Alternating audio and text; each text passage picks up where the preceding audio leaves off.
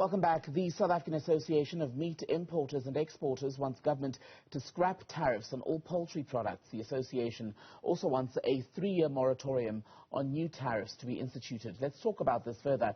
We're joined by Grant Hendricks, Executive Director at the Association of Meat Importers and Exporters. Welcome to the program, Mr. Hendricks. So talk to us about why you've issued this warning of a poultry price tsunami. Yes, good afternoon. The reason why we brought this to attention of the South African consumer is that with your rising cost of feed, the war in Ukraine, Ukraine being a supplier of raw materials for that goes into chicken feed, most of it doesn't come to South Africa. But because feed is it's a commodity, if there's a shortage in commodities, the price normally goes up. And with the escalation in fuel prices, the escalation in electricity, and also supply chains being disrupted because of this war and the COVID situation that we came out of, definitely there will be a 20 to 30% increase in chicken in the coming 12 months. As we saw with the BFAP report, for the last 10 years, chicken has been increasing 10% annually. And with the amount of challenges that we're facing currently in the world, it's just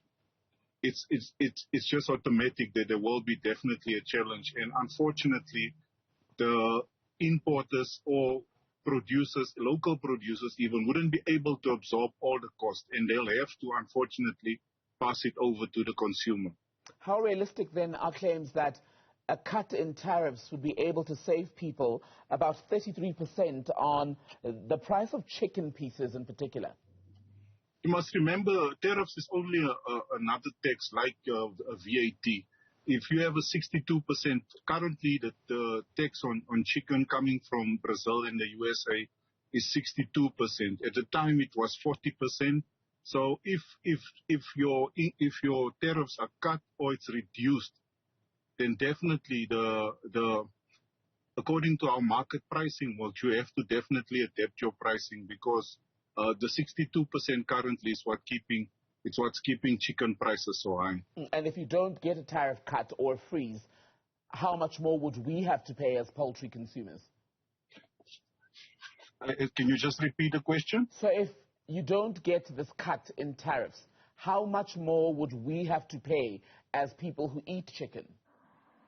The serious challenge that you face now, it's not only the tariff cut. The local producers are also applying for anti-dumping duty.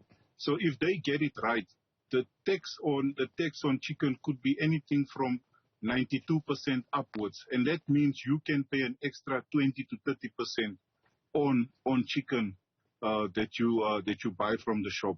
Currently, your average price of chicken is 50 rand per kg if you go into your retail store, and you can imagine the effect that high increase will have on your lower end consumer, because they're the people that eat chicken mostly. And how much longer, Grant, can the poultry industry afford to keep prices at where they are at the moment? It's actually, if you look at it, the opportunity there is, chicken producers don't actually have to keep the prices as high as they're keeping it at present.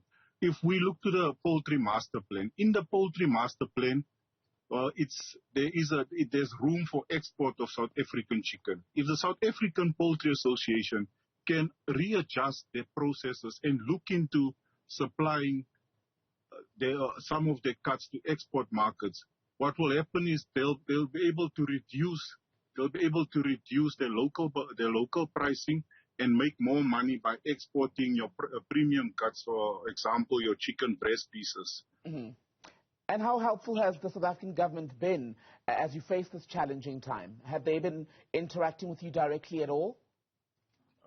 Could you please repeat your question? How helpful has government been during this period? There's not really been any help from government, because your pricing, like I said, they've added additional anti-dumping duty, and then your tariffs at the moment is 62%.